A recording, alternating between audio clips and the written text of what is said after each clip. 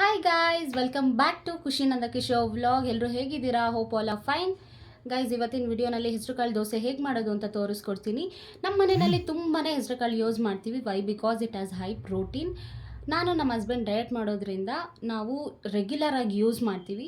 So ಅದಕ್ಕೆ ಈ ರೆಸಿಪಿನ ನಿಮಗೂ ತೋರಿಸೋಣ ಅಂತ ಬಂದಿದ್ದೀನಿ. ಟೈಮ್ ವೇಸ್ಟ್ ಮಾಡ್ದಿರ ವಿಡಿಯೋ ಸ್ಟಾರ್ಟ್ ಮಾಡೋಣ ಬನ್ನಿ. ಒಂದು ಚಿಕ್ಕ ಗ್ಲಾಸಲ್ಲಿ ಹೆಸರುಕಾಳು ತೊಗೊಂಡಿದ್ದೀನಿ, 1 ಇಡಿಯಷ್ಟು ಅಕ್ಕಿ ತೊಗೊಂಡಿದ್ದೀನಿ, ಹಾಗೆ 1 ಸ್ಪೂನು ಕಡಲೆಬೇಳೆ ತೊಗೊಂಡಿದ್ದೀನಿ. ಇದನ್ನು ರಾತ್ರಿಯೇ ನೀವು ನೀರಲ್ಲಿ ಸೋಕ್ ಮಾಡಿ ಬಿಟ್ಬಿಡಬೇಕು. ರಾತ್ರಿಯೇ ನೀರಲ್ಲಿ ನೆನೆಸ್ಬಿಡಬೇಕು.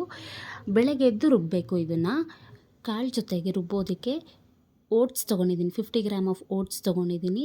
ಹಾಗೆ 2 ಎಸ್ಲು ಬೆಳ್ಳುಳ್ಳಿ ತೊಗೊಂಡಿದ್ದೀನಿ, ಅರ್ಧ ಇಂಚು ಶುಂಠಿ, 2 ಒಣಮೆಣಸಿನ್ಕಾಯಿ, ಅರ್ಧ ಈರುಳ್ಳಿ ತೊಗೊಂಡಿದ್ದೀನಿ, ಹಾಗೆ ಸ್ವಲ್ಪ ಕಾಯಿ ತೊಗೊಂಡಿದ್ದೀನಿ. ಇದಿಷ್ಟನ್ನು ಈಗ ಮಿಕ್ಸಿಗೆ ಹಾಕ್ಕೊಂಡು ಗ್ರೈಂಡ್ ಮಾಡ್ಕೊಳ್ಳೋಣ. ಗ್ರೈಂಡ್ ಆದಮೇಲೆ ನೀವು ತವ ಮೇಲೆ ದೋಸೆನ ಹಾಕ್ಕೋಬೋದು.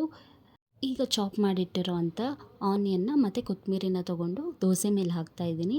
ಗೈಸ್, ಇದ್ರ ಜೊತೆ ನೀವು ಬೇಕು ಅಂದರೆ ಚಟ್ನಿ ಹಾಕ್ಕೋಬೋದು. ಚಟ್ನಿ ಬೇಡ ಅಂದವರು ನೀವು ಹಾಗೇನೂ ತಿನ್ಬೋದು, ಯಾಕಂದರೆ ಇದಕ್ಕೆ ಚಿಲ್ಲಿ ಆ್ಯಡ್ ಮಾಡಿರ್ತೀವಲ್ಲ. ಸೊ ನಮಗೇನು ಸೈಡ್ಸ್ಗೇನು ಬೇಕಂತ ಏನು ಅನಿಸಲ್ಲ. ಒಂದ್ಸಲ ನೀವು ಟ್ರೈ ಮಾಡಿ ನನ್ನ ಕಮೆಂಟ್ ಬಾಕ್ಸಲ್ಲಿ ತಿಳಿಸಿ ಹೇಗಿತ್ತು ಅಂತ.